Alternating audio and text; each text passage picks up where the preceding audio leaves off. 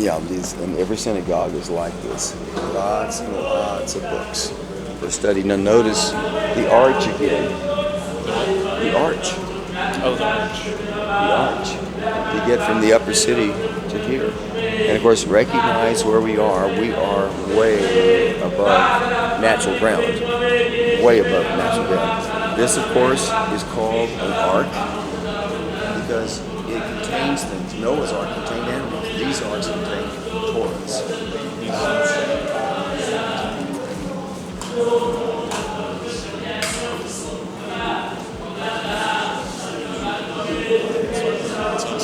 So did you get a close-up of the knots? Because he usually comes. He said it. He heard me? He saw you coming in. Okay. Well, there's another one as soon as we walk in the door. I've had him alone, so I haven't tried to.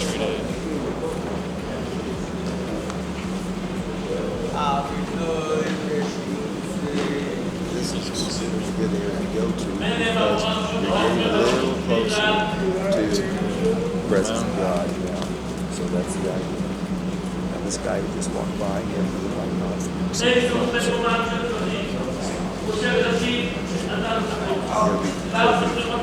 Let's go back. Let's go find someone. We'll get those knots.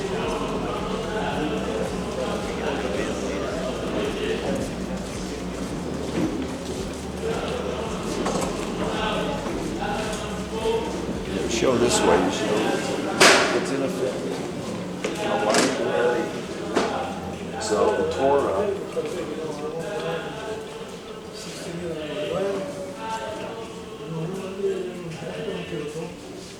You can see how much there is to know the Torah.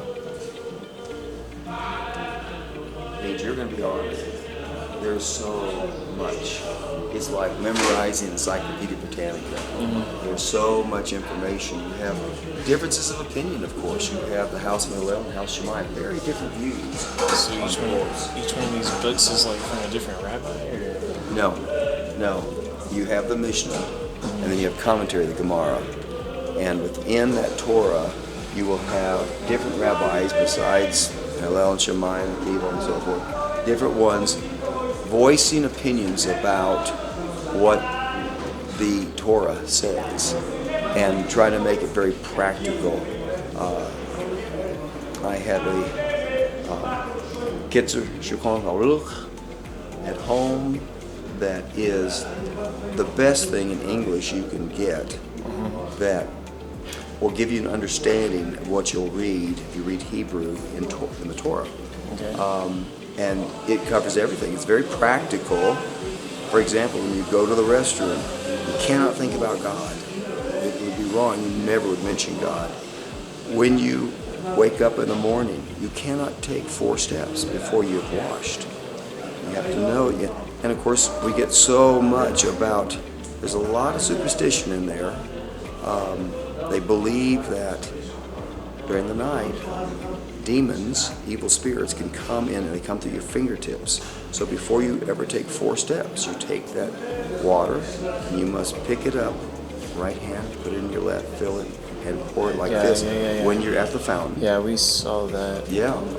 And so there's certain ways to do things. And so it will address in very practical ways. And of course, you continue to have rabbis expand on some of that. So once we have automobiles and electric lights, you cannot open a refrigerator door that has a light bulb inside on Shabbat. You cannot start a car because it completes a circuit. Yeah, there's energy involved. Energy to complete. You can't even use your cell phone. You can't smoke. I mean, many of the Orthodox smoke. But on Shabbat, because you have to light a match, that's energy, that's work, that's categorized as work. There's all these categories of work. And so you cannot do that. You have to be mindful that this is from God, the Jewish Orthodox would say, and Moses received the written law, but these are the oral laws been passed down through the rabbis all these generations, finally recorded. Mishnah, around 200 at Beth Shearim, and then the Gemara published around 500, and that makes the Talmud. Okay.